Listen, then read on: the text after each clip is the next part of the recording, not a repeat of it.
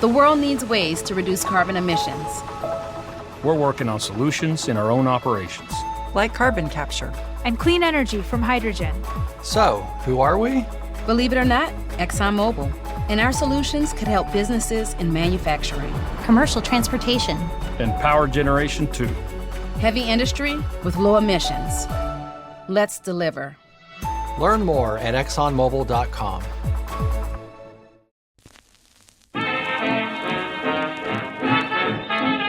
All right, everybody, welcome to the Pastimes Podcast. Each week we go through an old newspaper from a random date in history picked out by Dave Anthony. I'm Gareth Reynolds, and I've never seen it before, and neither is our guest this week, Vanessa Ramos. Hello, Vanessa. Thank you for joining us. Thank you for having me. We wanted to have you on for a while, but you've been very successful in the Hollywood. You were telling me before you're in the movie business. That was off mic. Dave and I are looking to get into the movie business. How do we do that? What are we not doing?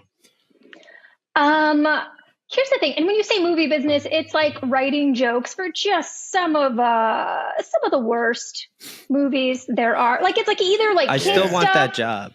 I don't know, man. I don't know if you do, because it's like then you have like it's a lot of I'm trying to think of like a delicate way to like working on the Smurfs and then having an executive at Sony pull you aside and say that like a certain actor is very protective of Hefty Smurf and the relationship with Smurfette. And so if you could be sensitive to that, like it's like hearing how method an actor from the Smurfs is and being like, okay, cool, I drove to Culver City today, great. Since the Me Blue movement, there's been a lot of that. Well, listen, we're big fans of you. So your Instagram is that Vanessa Ramos. Correct. It's an easy thing to do to follow you. How we like to start this show, because I know you listen to it, but I'll still walk you through it just in case you're a big fan. Is we started off by guessing what year this newspaper could be from. So Dave, who's probably bottomless, has picked this paper. It could be from the 1600s. That would be unlikely. It could be from 1990. We've never had that, but he's probably got some of that stuff up his sleeve. I'll show you how it's done by guessing first. Can I just say, first of all, that I do have a bottom?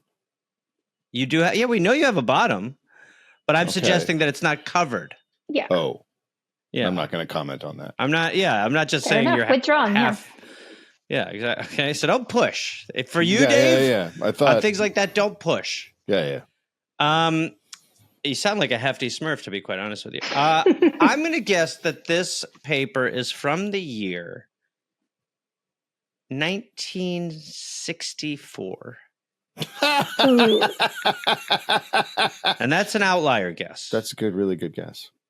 Okay. That means I'm wrong. I'm going to go 1952, because it is the year that both Ron and Connie Ramos were born. If that's in the paper, then I'll have some great takes on that. Ron Ramos is a great name. Yeah, that is. Powerful name. It's like a movie star. Ron Con Ramos. It's a Ron Con. It is a Ron Con. All right. You're telling me Hollywood movies can't use this sort of weak joke writing in their thing? Come on. It's 1890. Damn, the 90s. Yeah. Western grunge. Yeah. I'm going to call you both. You both lost. Well, we both went for it. I think we should be highlighted for our bravery. I won. Yeah. I mean, when you're looking up papers from like 1890, are we the ones that lost, or did you have to do in-depth research on that era? Just saying, something to think about. All right. So, I think when they look at the paper from 2024, this time the history will smile upon these guesses. Yeah. It's the Missoula, Montana Gazette. Great town. September 5th. Great town. 1890. I love Missoula. All right, you just take it easy. I went to the Testicle Festival in Missoula. I don't know why we're talking. Rocky Mountain oysters. I went there. We ate them. We came. We saw. Now, we ate bull balls. Were they people testicles or were they? No, they were bull. They were bull. Okay. They were bull. If there were people ones, would you have participated? I don't think I'd know. And probably not then. Now I would. It's all about the algorithm. How do that could beat the ballgorithm. It's the ballgorithm now. All right. So Missoula, famous for its nuts. First story here. Don't you think it's crazy that nuts.com is actually a place where you can buy like peanuts and almonds? Isn't that amazing that worked? So far. We can get into the show in a minute, but that's crazy to me. That's going to change at some point. Someone will lapse, and then you'll go there to be like, I think we could get some of these walnuts. And you'll be like, or just oh, when everybody's starving and we've turned to cannibalism, they're just going to be selling human nuts on there. Jesus Christ! Yeah, that's darker than where I was. If it's free shipping, spending $50, then I'll consider it. To be honest, yeah, that's how they get you always. Like, another $10. It's on there. That's a good little scam. Okay, Egan's thousands, wealth turned his brain. John Egan, a second coal oil Johnny. That's what coal oil Johnny, and an individual of many eccentricities died at the Hillside Poorhouse a few days ago. Egan was the only son of Patrick Egan, who located in the Lackawanna Valley 40 years ago. Beautiful. The father bought a 40-acre farm, which afterward turned out to be a mint. There was coal underneath. And one day, Egan received an offer of $500,000 for his land, which he accepted. Fuck, that's a lot of money then. Yeah, that's a shitload of money. And again, it's just some guy whose dad bought land, and then so he's rich. And yeah, he gets to sell it. Yep, it's cool. He gets to sell what's under the land instead of that being government. Surprising that it all didn't work out great. Have you heard of Norway? They seem to be doing pretty good with it. Huh. I haven't heard of them. Yeah. He did not live long enough to enjoy his fortune. The next year he died. Yeah. Oh, go ahead. No. 4 more. Go ahead. The next year he died, and his great wealth reverted to his son. Fuck. The latter was brought up by a hard-working boy on a farm, and his sudden acquisition of a fortune evidently turned his head as he took to drinking and carousing and spending money in a reckless manner. Well, yes. Yeah. Yeah, right. What are you supposed to fucking do? You just got a bunch of money. You go crazy. Yeah, you live the Dumb and Dumber montage. That's what you do. Yes. He thought nothing of spending $200 in an evening's enjoyment among friends and boon companions. What's a boon companion? I don't know. I mean, I have multiple questions. So what do we think, like carousing? That's not something that I hear on an everyday basis. What do we think that entails? Because carousing, I think in that context, it feels very like keeping the company of gals of the night. Yeah. That's what I think. Yes, that would be my. I thought it was when someone got turned on by automobiles. Right. So this is why we don't listen to Gareth on this show. Okay, I'm learning. 1 out of 10 times I get something good going. And then, was the word, or did I hear it wrong? The word poorhouse somewhere at the beginning of this thing? Yes. Yes, he died in a poorhouse. Okay. All right. So it's a little it's not bit going to, of the carousing and the drinking is going to lead to misfortune. It's a fable even. Okay. Yeah. Which is fine. Spend it all. Why die rich? It makes no sense. Right. Just spend it all. Go. Yes. This guy's doing what you're supposed to do. I think carousing is the same way we would use partying. Like just. It would be great to know when you die. It would just be helpful if someone were to be like, yeah, you're going to live to be like 50. Be like, fuck, I got to spend like crazy. Instead, we're all like, so Gareth, 90. Yeah. Gareth, you're going to die on September 14th, 2031. Fuck. Yeah. Jesus Christ. Yeah. You better get to carousing while you can.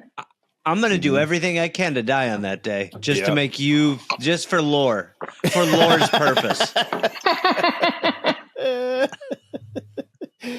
So it says he had plenty of boon companions at the time. Many stories are told of his queer escapades. I mean, I wish that had a different meaning. I wish that had our meeting today because that would be much better. Yes. One of them was his riding down Lackawanna Avenue in Scranton on horseback one summer night about 10 years ago. Okay. He was going leisurely, playing on his violin. Oh, wow. Okay, so this guy is doing exactly what you do if you're rich. You get drunk, you get on horses, you play a violin while you ride down the street. Yes. On which he was adept until he espied the open door. Oh. Sorry, I gotta go to the next page. I think it's about to show that what you're saying is totally incorrect, that this is not what you do. Of a saloon. Okay, so he rode on a horseback into a saloon playing the violin. That's correct. I mean, that's awesome. Yeah, I don't hate it. This guy's hate it. You know, our version today. Oh, go ahead. Oh no, but is this when people lived to be like 31? Like, was the life expected? Because also, I want to know how old this gentleman was that led a full life, where it's just like, it's a 17-year-old that just. Yeah, I think he's pretty young. I think he's pretty young, but also rich people still lived pretty old back then. That's true. Yeah, they had doctors. This would be the modern day version of this entrance would be like when someone walks into a restaurant or rides by you on one of those little two-wheeled foot scooters, and they're like playing music on their iPhone for everyone to hear, and you're like, buddy. Yeah, nobody's into this. Yeah, everyone's like, man. Like sometimes you go on a hike and there'll be some guy like walking with his phone playing music. You're like, I think we're trying to be a society still. We're still going for it a little bit. Fucking Can you hang kids. in there with us? So he drove his horse through the opening of the bar room, still playing on his favorite instrument. He ordered drinks for the whole crowd, wheeled about, and drove out again. So this is a boss move. This is incredible. Entrance, exit. No notes. notes. Everybody loves him. He bought drinks. Everyone loves him. And then he left. He did it because he could. Yeah. The only person who was upset was the owner, but then he bought everybody drinks, so... I doubt the owner was even upset. Yeah. This is the 1890s. You know what I mean? In the 1890s, people are like, if your horse is going to be here, he's got to buy a beverage. Yeah. This is only one of the queer and amusing actions of this poor unfortunate who squandered enough money to keep himself and friends living in affluence of the remainder of their lives. Okay. Yeah, I like him having an entourage. He's got an entourage, right? All your party boys. I agree. That's nice. It's how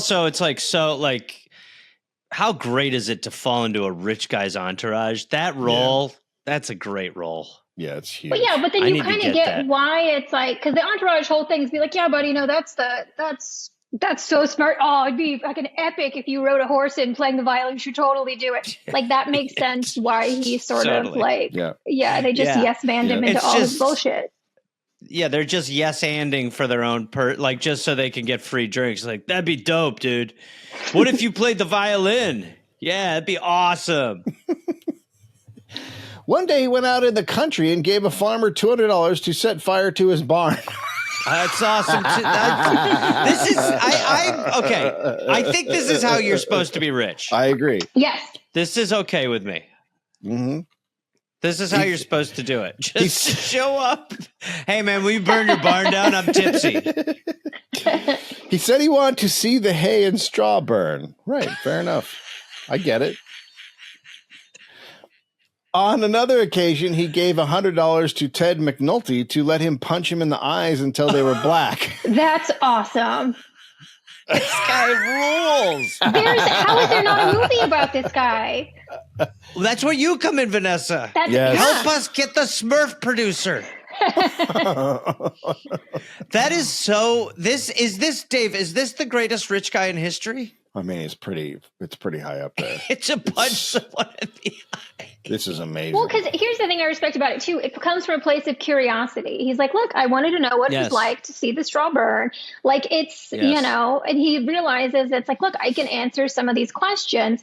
Also, as someone who loves bits, like if I was crazy rich, I would spend like a good portion of my money on bits. on just like sort of like basically creating like a Joe Schmo type reality for certain like some of my friends where it would take months for them to like figure out they were being fucked with. So I admire like him. That's so true. Using that. If you had that level of money, so many bits would come to fruition. The problem with life is that there's not enough money and time for the bits. If you eliminate both of those hurdles, the level of bitchery it's endless. Did you say bitchery? Yeah. I have this one run-in where I'm going to convince my friend who said that I was going to die on a certain date that I'm going to die on that date. So he basically had 16 million today. Holy shit. That's so yeah, about. You can have fun. Yeah, a lot of fun. One 4th of July, he got tired waiting for a regular train to carry him 28 miles, so he paid the railroad management $600 for a special train to carry him to his destination. Wow. So he didn't want to wait for a train, so he bought a train. Yeah, flying private. Yeah, flying private. Yeah. Right. Yeah. When the Molly Maguires were condemned to the gallows, Egan went to Harrisburg with a certified check for $100,000 and offered it to Governor Hartrafant if he would pardon the Mollies. Okay, so this guy's amazing now. And it didn't work. No, the Mollies got killed, but that's, So he's cool. pro-union. He's a pro-union rich guy. I like that. He had 2 locomotives built at a machine shop and had them shipped to his farm. He built the track 300 feet long, and after the engines got up a good head of steam, he caused the 2 throttles to be opened. The 2 engines came together with a great crash. Oh, so he just wanted to... He's like a 5-year-old. Yeah. Yeah. He's like, I want to see 2 trains crash. Yeah. He's an agent of chaos. Yeah. It's completely is. Egan said the sight of them coming together was worth what they cost. The locomotives were of no use afterwards. Well, he was really a man of curiosity too. He wanted to see how hay would burn in a barn fire, what it would look like for 2 trains to smush. Not in the Jersey Shore sense. Yeah, Gareth, I don't think they call it smushing. Yeah, they do. That's what he did it in the smush room. This one's Snooky. This one's Joe. This one's Tommy. That's it. That's the whole story on him. They don't get it. I mean, he just went through the money and then died poor. But yes. Did he? Yeah. Did he die poor? No, he died. He was the richest man in the poorhouse. He died the richest man of all. Yeah. Yeah. He also died having answers to the train colliding thing. And like he got, so he had a very full life. He didn't have there was no unfinished business. And I respect that. Yep. Yeah. It's like we should send this guy's story to Dan Bilzerian.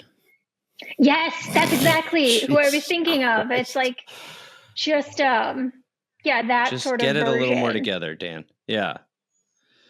Yeah. Whose birds are chirping? Can you hear my birds? Oh yeah. It's my menagerie. One moment. I shall silence them. Your menagerie? You motherfuckers. Shut up. I don't know what his life is over there. What is happening? What? So sorry. Gareth? They're my doves. Did you say my menagerie? Yeah, that's right. Can you explain what's happening in your house? I just have I've just allowed birds to be in 80% of it. Cool. They're not real birds, number one. They're fake birds. So here's what I'm understanding is that you have a small area in your house where there are not real birds chirping. I think the more I answer, the worse this gets for me. So I'm not even going to answer. Okay. I guess we just move on. Although every single I've fallen into a little money recently, so I've been paying friends of mine to put on bird outfits because I'm a man of curiosity. He wanted to know what it would look like for his friends to be in bird outfits. What does it look like? The resources. When 20 of your best friends live as some of your favorite bird breeds. Not crazy. All right. A white blackbird. Oh, wow. Look at that. Good. I have one of those. Transition. Eunice Ashton, a lively belle of Pennsylvania, elopes with her father. Oh, I won't read that because I don't give it away. What? Yesterday morning, after Harry Ashton, a prominent citizen of this place, had breakfast. I'd never heard breakfast before. I've heard breakfast, but not the. What's the difference? I'm not hearing the difference. Breakfast and breakfast. In other words, he did his breakfast. He breakfast. Oh, he breakfast. That's great. It's awesome. That is great. 100% that works come for back. everything. I've dinnered. Yep. Yeah, no, exactly. That should 100%. Why would that not be a thing that we do? We just lunched. Have you lunched? Have you I haven't brunched? lunched. I haven't even breakfast. I brunched, actually. Interesting. Have you snacked? And see, snacked and brunched work. Yeah. He sent word to his stable to have his colored coachman, William Thompson, bring his horse and carriage to the door, as he intended to take his wife and daughter Eunice for a drive to Pennville. Great city. After waiting some time for the touch base, sorry, the wife and daughter, that's wife and daughter separate people, not wife/daughter, like, right? Okay, because there was some confusion up top. I'm sorry. That's a good question considering the time. Yeah, there was a real tease at the top that I don't love for sure. It's sticking in my head too. After waiting some time for the coachman's appearance, he went to the stable to ascertain the cause of the delay. From Thompson's wife, he learned that the coachman had gone away with the horse and carriage shortly after midnight, saying he was going to visit his sister, who was seriously ill. Okay. Ashton returned to the house and was there informed by his wife in a paroxysm of grief that Eunice could not be found. So the daughter's missing, the coachman's missing. Then the horrible suspicion took possession of his mind that the coachman and his daughter had eloped. Oh my God. This is remember, this is a black dude and a white lady. So this is 1890. This is go on. They could burn towns for this. Sure. A visit to her room furnished proof of his erring daughter's flight. A letter to her father told her love for Thompson, her effort to conquer the feeling, and her final yielding to the passion which she acknowledged could bring nothing but disgrace upon her family. So she's like, I love a black guy, so I have to leave or else the family will be ruined. Yeah. Which is really cool.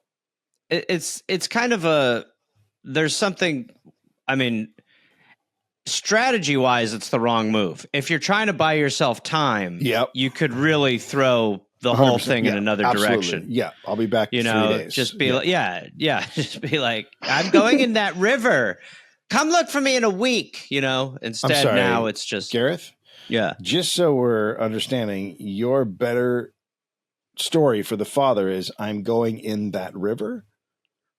Well, I would need a little... How about this? Here's what I'd like you to do.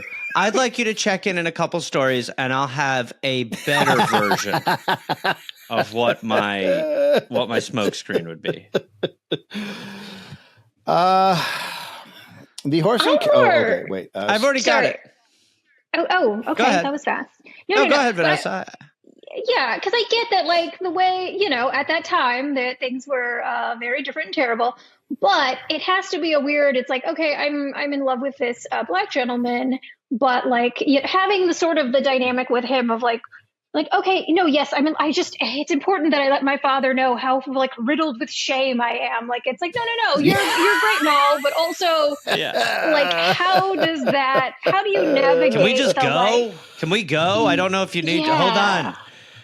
How do you spell curse upon the house forever? How do you spell it's not you, it's a time period. Anyways, love you. Yes, can't wait to be with you. I have brought the greatest of like gray clouds upon our family for decades to come. Before we go, can I just read you through this a little bit just before we go? I couldn't resist as much as I tried, for I know how wrong all of this is. All right, we should probably get running because it's like midnight at this point. Hold on. I just keep. What's a synonym for shame? I just use shame 15 times in this. It's like. Ashton and a number of friends started in pursuit of the fleeing couple, but could find no trace. This is why you come up. You smoke screen them. Do you think they had a rope? They were going to kill him for sure. Oh yeah, right, for sure. 100%. Yeah. The horse and carriage were found tied to a tree. They evidently took the train, but at what station could not be ascertained. Ashton using ascertain a lot. Yeah. Must have just come into vogue. Go ahead. Ashton then returned home with the determination to leave his daughter to her fate. It's great. But that's a matter of how you say it. That's 100%. Yeah. You could be crushing I'll leave her to her fate, or you could be like, oh, I'll leave her to her fate. You know? But also, this is where your first story and your second story in the Smurfs version, they dovetail. She gets on a train. The guy wants to see how the two trains work out. Lovers are lost. That's pretty good. And that you think that, and just, I know we're not signing any contracts on this podcast, but you think this could be one of the Smurf movies? Yes. Yeah. Okay. I mean, I just think it's like, it's not your A story, obviously, because that's going to be, I mean, I would buy Papa Smurf. Look, he's of a different time and maybe also has a little bit of, I can see Papa Smurf being like, There's a white Smurf. Yeah, no. How does Gargamel fit in? He wants to make a soup. It's just it's a renter of him wanting to make a soup, basically, is what you have on he just wants a Smurf stew. It would be so fucking funny in a Smurf punch-up room to pitch a red Smurf as like, and the Smurfs hate him. The Smurfs. It was a different. Papa Smurf is enraged. Handy thinks it's cool. Just disgusted. This abomination. Yeah, red Smurf. So Ashton then returned home. Oh wait. So then he and his wife are overwhelmed with grief at the disgrace brought upon them. Miss Ashton is 23 years old and very pretty. Thompson is described as intelligent but very uncouth. He has a wife and 4 children. God. I mean, love is love. Damn. I'm a little. It's hard. This is a hard one. Yeah. Yeah. No, this is a dude having a middle life crisis, and well, it's also when you put extreme, when you put parameters around human existence in a way that are nonsensical. This weird stuff is going to happen. I don't know what you're talking about. Okay, here's the cover. Mm-hmm. I've gone gold panning in a river I heard about in a bear cave in the mountains, and you can draw a map. If anyone wants to join me, I'll be up here for the next week. The daughter has gone gold panning? Yeah. She knows it's wrong. But she knows that gold panning is wrong? She knows that it goes against the time. I just wanted to check because we're gold panning now, so I had to clarify. Yeah. Okay. No, she knows the gold. Yes. You guys, it's called a fucking smoke screen. I'm going to need a new pitch in a couple stories. I admit it's not the bet. We got to get going. All right, fine. I'll think of one. Okay, fine. A giddy wife. Jesus Christ. This is out of Washington. A sensational affair occurred here this afternoon. The participants being C.J. Parker and Gustavus Brown, a young dentist. Mr. Parker being suspicious that undue intimacy existed between his wife and Brown. That's a great way of putting it. Got his younger brother to watch her movements. Ugh, gross. Yeah, keep an eye on her. Okay. No, Gareth. Right. Well, some people are into that. Yeah. She was seen to... Yeah. No, because you went to like a thing, and then I was more in a cucking area. But yeah, we'll get there's some cucking going. There's cucking. Tell the story. Yeah. Yeah. She was seen to enter Dr. Brown's office, and young Parker telegraphed his brother. On his arrival, the two entered the house, and in Brown's bedroom, according to Parker's story, his wife and Brown were found in an embarrassing position. Embarrassing to some, but pretty hot to others. You know what I mean? So that's just they're fucking. That's just sex in a general sense, not just like They weren't like 52ing or something, which is mortifying. I mean, yeah, they could have been doing something worse. Yeah. Right? Sure. Movements. 52ing, I don't want to get into the specifics what that looks like, but I'm imagining that there's only a number of toes sticking, like how, without getting, it's oral and a toe jack. Copy. Okay. Sorry. It's degrees. It's all degrees. Yeah. Brown attempted to escape by the back door. Parker fired 2 shots at him, neither taking effect. Parker has engaged counsel and proceedings for divorce will begin. Wow. I mean, he's right to divorce. It's funny that you can shoot at a guy, miss him, and then be like, "I want a divorce," and the court's like, "And we will proceed with that logical step."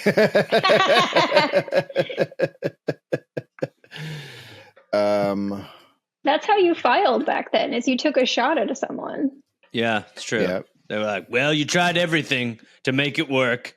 Now we can go with the extreme solution." Yeah, couples counseling wasn't around. You just take a shot at someone.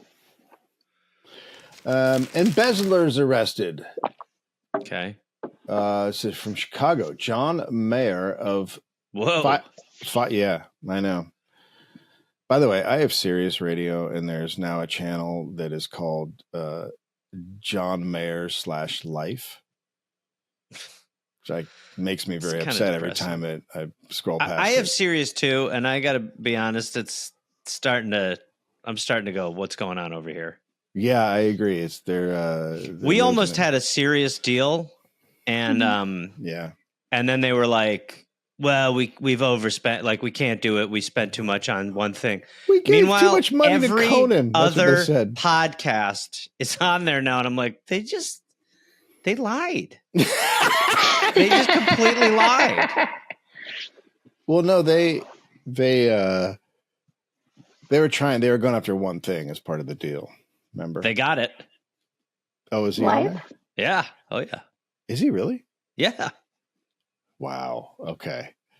John Mayer of 570 West 14th Street and John Benedict, collector for the Metropolitan Life Insurance Company, were arrested in the Union Depot last night and locked up at the Central Station on a charge of embezzlement.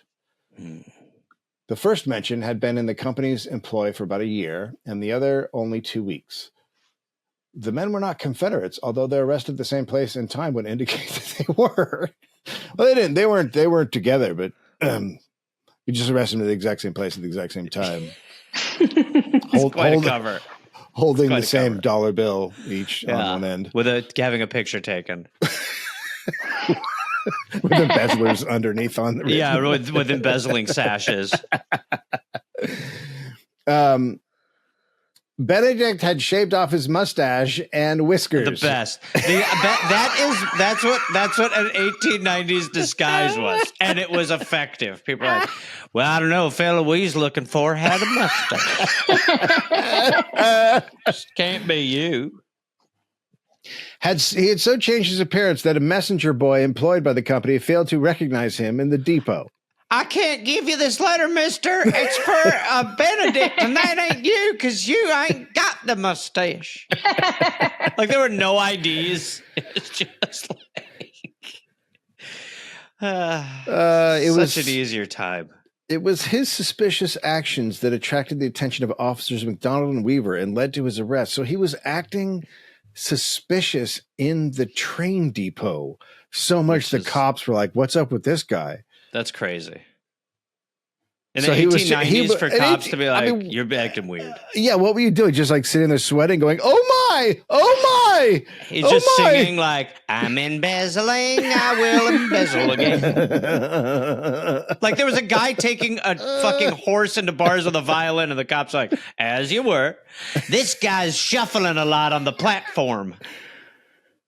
Maher was simply to the station to see him off. The peculations? Okay. Mm-hmm. The peculations of the two men will foot up nearly $1,000 if they do not go beyond that figure. I have no idea what that sentence means. Me either. None. It feels like in the 1800s, crimes were either like horrific or like Looney Tunes style capery. And there was like no in between, where it's just like they're either painting like caves on the side of walls and the cops are confused, or it's just like the most terrible racist thing ever. That is so fucking true. Yeah. It was either like the scariest shit ever, or it was the most arch performance that you were like, we're not animated. Yeah. Like, guys, that is so funny. Yeah, like everything was just like, I mean, it was Acme. Like your villains were like either Wile E. Coyote, or you were like, that is straight up murder of a family. Pegulations is just another way of saying embezzling. So they together stole $1,000. Wow. Okay, I've thought of another excuse that could go in the letter. Okay. I'm gonna go try to catch a whale on the ocean with a couple of friends from school that you didn't know about. So I'll be back in 2 weeks.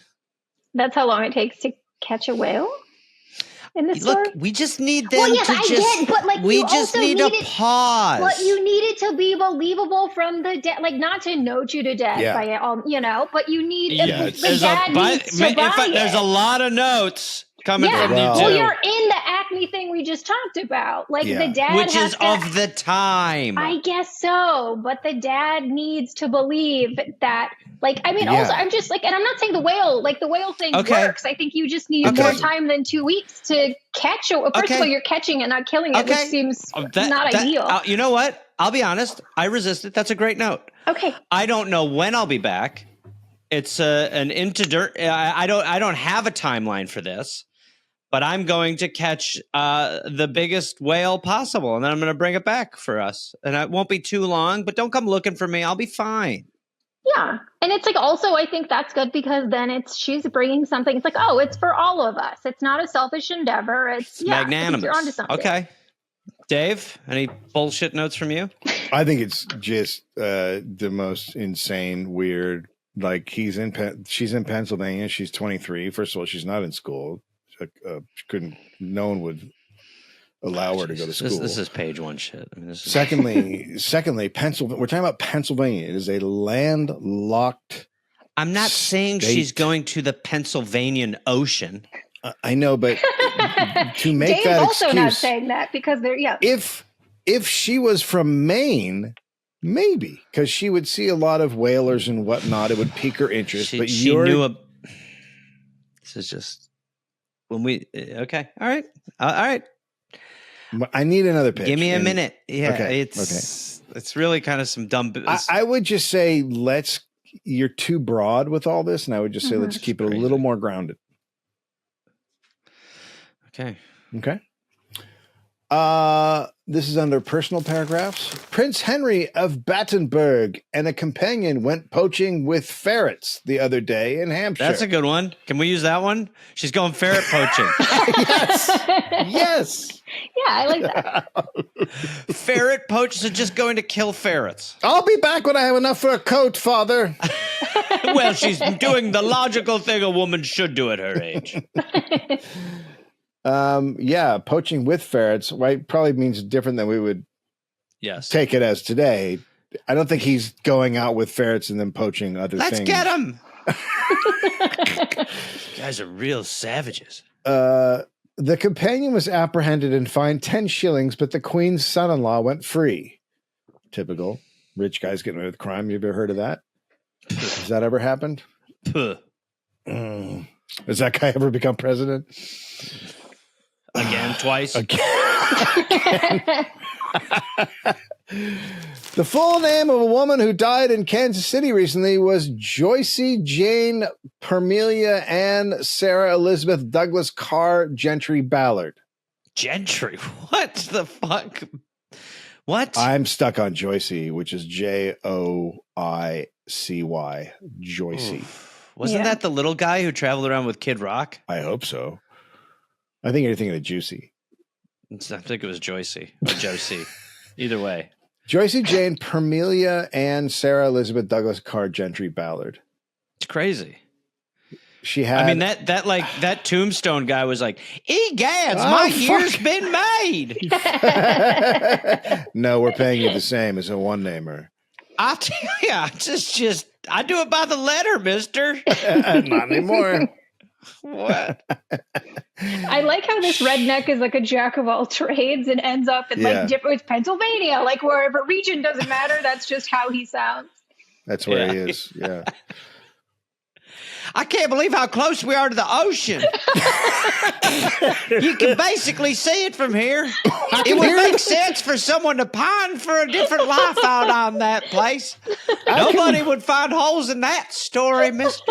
I can hear the whales. Listen closely. You can hear the humpback splooshin' and splashing. She had as many names as a royal princess. Okay. Sure. Whatever. So the whole story is the lady had a lot of names. Yeah, it really is like, oh, wow. So many names. William Vanderbilt has taken his check for $5,000 to a young man who was bitten by one of his hounds. Wow. It's worth it. Other young men who might wish to be bitten by this pet hound will learn with regret that the animal has been shot. Ah, fuck. So they Christy gnomed the dog when it did less? Yeah, I mean, that's what they usually do to biters. Wait, so this was, sorry. I'm just trying to think of my dad's a lawyer and there's people that come in with like these, like I slipped on a grape at like Albertsons and I want to sue. And that's not really how it works. Was that sort of the thing at the time of like, hey, you just go get bitten by this fucking hound. You get $5,000. And so they were lined up to do that. And then the hound, so he cut off someone's. There was a comedian who lived here when I was in like the early 2000 or so, around then, and his wife was going to medical school, but they had a little bit of money, or I guess her parents had died, so they had a little bit of money, and they had a nice house up like a right above Hollywood Boulevard in the hills there, and they have two dogs, and they had a cable guy coming over, I think. And so they were like, do not go in that room. The dogs are in there. You're not allowed to go in there. And then dude fucking opens the door and then it's like, oh, I got bit. And they were like, they looked at his hand. They're like, he absolutely did not get bit. But he sued. Their home insurance rates went through the fucking roof. They had to sell the house. Like I said, it still happens. Yeah, well, I know it happens now. Like, it's more of like, I guess back then, like, it feels like, I'm shocked if in the 1800s there's like, he got a letter from a Nigerian prince that said, like, it feels like a very now scam for the 1800s. Oh, sure. But you brought up the grape slipping thing. That was back then at this time. That was like the biggest lawsuit. We did happened. A whole dollop on banana peel slipping. Yeah. Like it was like, it's like where it came from. Like people were like cartoonishly, as we were saying, throwing banana peels down, slipping on them. And then people would be like, here's $50. Don't tell anyone. Like it was like a bona fide racket. Huh. Yeah, but I don't know about animal bites. It seems like animal bites would just be so normal back then. Yeah, right. Yeah, I'd be like, okay. Any bites from humans too. Yeah. Can't sue. He has bite insurance. He's got bite care. I bet the dog bit this guy really fucking bad. If he got $5,000, I bet that he was like mauled, probably, right? Worth it. One would hope that there's some negotiating, just showing up with like $5,000 to make this go, because it's, I would maybe lowball a guy depending on how bad his dog bite was. Yeah, for sure. And I'd be the guy who'd be like, well, I'll take it. Like, spit his jaws off. I'm like, I got. And you got a deal. The Empress of Germany is the possessor of an unforgivable temper. Ladies. They ain't seen nothing yet. And her outbursts at times are said to be exceedingly humiliating to her friends. This may explain why the emperor takes a long summer trip alone. Okay, so what happened was Princess Spoiled is the headline. All that happened was the emperor went on a trip alone, and everyone's like, "What's wrong with her?" Yeah, that's what happened. This bitch. Yeah. Oh, this is a good story for Gareth. Sparrows tie up a clock. They sure mine do the same thing. Yeah. Mine Yours aren't the real. The ones you keep in your house. Well, Greg is the same thing. Does Greg live in a nest? He has a pile that he sleeps upon. Yes. It is an old and rather exaggerated assertion that some people are ugly enough to stop a clock. While this is remarkable that the media had to weigh in for people to be like, oh, wow, okay, so that is fake. We've conducted some studies, rounded up the uglies of the greatest uglies of our time, placed them in front of a cuckoo clock, and prove that to be unequivocally untrue. So great to have to go on the ugly hunt. Excuse me, sir? Yes? Yeah. I bet I can stop it. I can stop it. Okay. This guy's perfect. This guy's fucking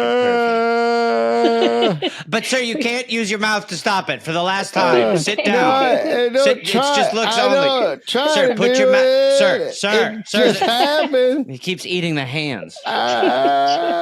Sir. That's my resting noise. Give him a quarter. Quarter. While this remains to be proved, it is an established fact that the ingenious little sparrow has performed the feat. Okay, so this guy is trying to get into the fact that a sparrow stopped a clock, and he is really starting in a just crazy place. Yeah. Yep. The town clock at Sarnia, Ontario stopped the other morning, and a man ongoing to ascertain the cause. So that's our third ascertain. Yeah, this guy loves ascertain. Found that the hands had been securely tied down by strands of twine and grass. The mischief had been done by a pair of English sparrows who had selected the angle formed by the hands as a site for a nest. The movement of the hands interfered with their plans, and the birds put their wits to work to devise a remedy that would secure the stability of the nest. So much getting into the bird psyche that is just... So the birds concocted a plan. We found their blueprints. Yeah. But in my head, it's like previously on Sparrow Prey. It's just like, these little shitheads. I'd flip this clock. Their first scheme was to wind the shaft on...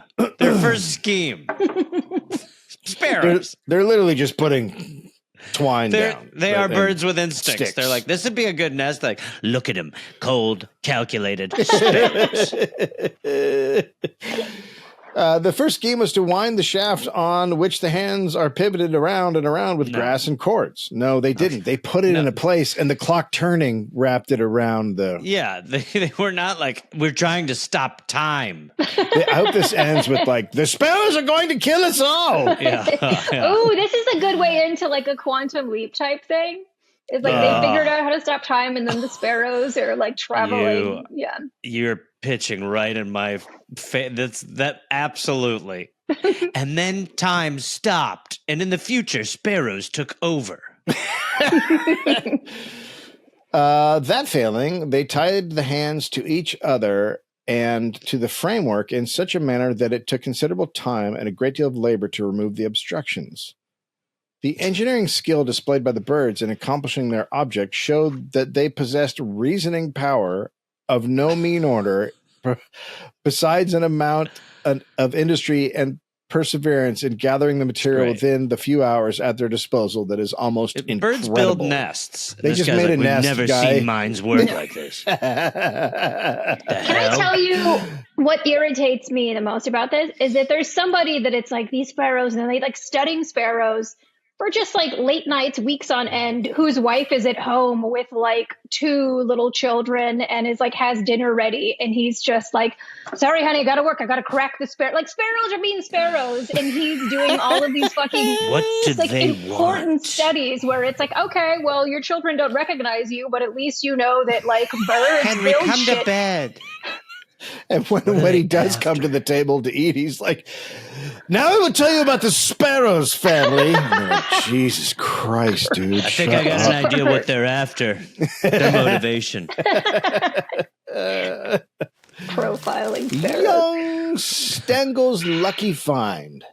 George William Stengel, a young express wagon driver of New York City, has found out that honesty is by all odds the best policy. He fucked up, didn't he? I just hear that. I'm like, this guy. But also, why is that written like Tales from the Crypt? You know how he would always like intro shit, found out that honesty is the best policy. And then like, what are we doing? So I'm pining to see that Tales from the Crypt guy. I'm after the show. I am gonna watch Tales from the Crypt videos and be like, remember this shit? So bad. It was so bad. So right? bad, but also the greatest. Yeah. While going down Fifth Avenue the other day, he noticed a satchel lying under the wheels of his wagon. He picked it up, opened it, and found that it contained $18,000 in securities, the property of Senator John P. Jones of Nevada. Okay. I don't know what securities are. I'm not a financial guy. I've never felt like more bonded on this show to the people that I'm doing it. I'm sure that right now there's people who are like finance people who are but fuck them. They're not here. I don't care. What? A fungible, negotiable financial instrument that represents some type of financial value, usually a stock, bond, or option. Okay, so I don't know. To those people who think it's silly that we didn't know, I say this. For the cops.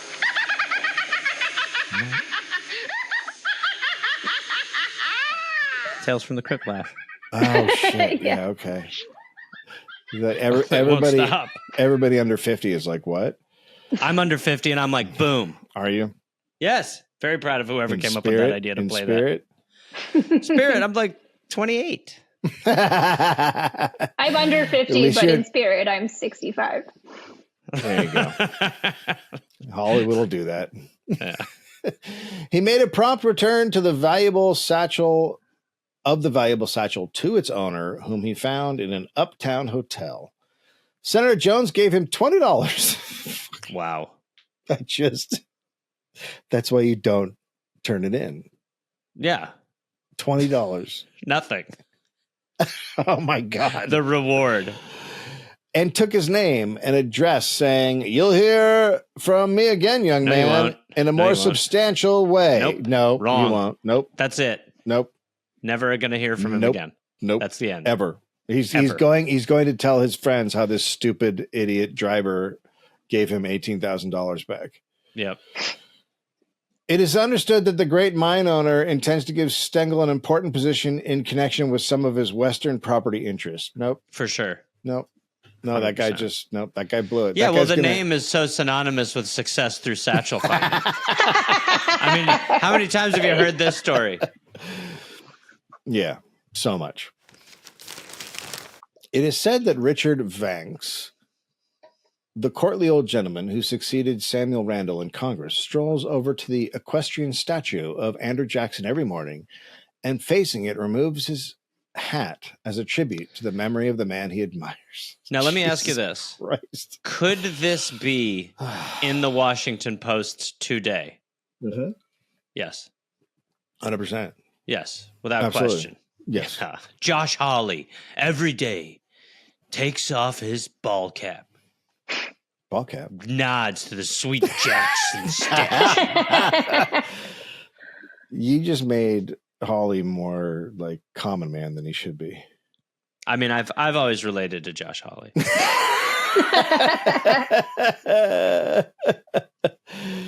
Mr. M. Carnot, the French statesman, has introduced a new way of giving applause at the theater.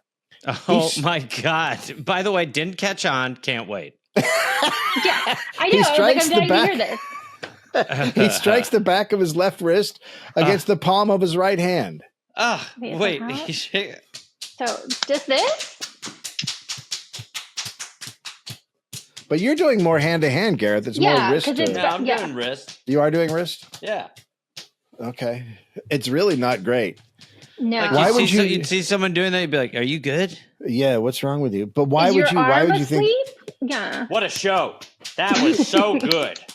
You have to think that's an improvement, and it doesn't make as much. It's more awkward, and it doesn't make as much of a sound. Yeah, but imagine him walking around, be like, "Guys, I cracked it. You know how clapping can sometimes hurt your hands if you know it's like if you're applauding for long periods of time. No. Well, I found a solution, like infomercial style. He's telling the town, no, he's just like, look, just give it a try, just test drive it for a couple weeks, see how it feels, but I think I'm onto something. You're welcome. I'll see you at whatever, statue we're meeting at in the fucking morning. No, he's like an Australian guy who drives from town to town. How many times has this happened to you? And I know everyone who's at the show clapping must be thinking there's got to be a better way. And then that is. Now, Gus, you're telling me that this is the old, absolutely, it's had a great run, but it's time to move on. Ever find that after going to the theater, your hands are red and sometimes feel like black and white? Yeah, it's just icing your hands. Yeah. By the way, this probably is how the guy or woman who started the wave felt. Like the idea that when that started, that person was probably like, "Holy shit, my dream." Yeah. It is a reality, and then no credit ever. We're not like, oh, the person who came up with the wave. Sporting events must have become torturous for that individual. So you think Frank Wave didn't get any credit? Frankie Wave. Dave Wave. Yeah. Oh, so him being inducted to the Baseball Hall of Fame means nothing, I guess? And being the greatest. I didn't think you guys knew I did it. Thank you. George West, a resident of Ballatin, New York, has a sheet of paper made by a Chinaman from the web of the white spider. Wow. How does everybody feel right now? Not good. Yeah. I don't know why. I'm also offended by the spider being white. Like there's several things. I don't know why I don't love it. I just don't love it. Yeah. The whole sentence could use a re-break, I think. Yeah. It's anytime China, it's just not good. No. But they were like, this is a pretty interesting story. Like, yeah. Not really. Yeah. And by the way, also not that interesting. No. Yeah. Carpenter Christ is the name of a Missourian who set his home afire, then attempted suicide. He was probably paid $200 to do it, though. Yeah, I hope so. The house was burned down, but... Oh, it's Christ. The house was burned down, but Christ will recover. He was arrested and placed in jail for arson. That's the craziest shit. To his own shit. It's his house. He tried. Yeah. That's like when they do arrest people sometimes who try to take their own lives, and you're like, what? Yeah, no, that's insane. You were sad with your life before. Well, we've got a solution. They still do that. They still arrest people. Yeah. But that's a good, what are you in for? And it's like, I hit and run, took out a family of 4. But it's like, I burned down my own house and tried to kill myself. But whoops, here we are. It's like, yeah. I definitely wouldn't fuck. I would be like, man, wow. I want to eat lunch next to this guy who murdered the family. So why'd you murder the family? I'd be like, we got to get away from this guy. The coroner's jury in the case of Jack Poyser returned a verdict that the deceased came to his death from injuries received by being thrown or falling from a train near Rivoli. How hard was that to figure out? Yeah, not hard. Right near the train tracks. What do you think it was? Skydiving. The verdict was according to the evidence, but an autopsy, we believe, would have shown that the man died from heart failure. I think they're saying that he was so scared falling from the train or being thrown from the train. Or he had a heart attack and then fell off the train. Oh, maybe. Yeah, that happens a lot. Does it? All the time. Oh, yeah. That's what got Biden. Amtrak Joe. Drag show. And you know that the train ran over him, and the Democrats said he can finish the race. He can finish this still. We still think he's the best candidate. Speaking of Tales from the Crypt. He's got this. He's the only candidate with train experience. Like, yeah. He's the the debate is still on. I'm getting messages from people in Australia like I never have before, and they're just like, "Can you? What's going on? What? Isn't it so crazy that like we keep finding ways to reinvent our stuff? Like you were like, I don't. The idea that we're like the Democrats, like, and not so fast. Donald Trump being your nominee is the craziest shit that's going on.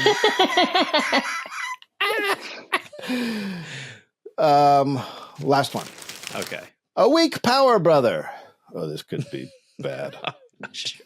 I'm a little concerned about this. Yeah. Okay. There is a dissatisfaction among the members of the Church of God, which was organized a year or more ago by Miss Woodsworth.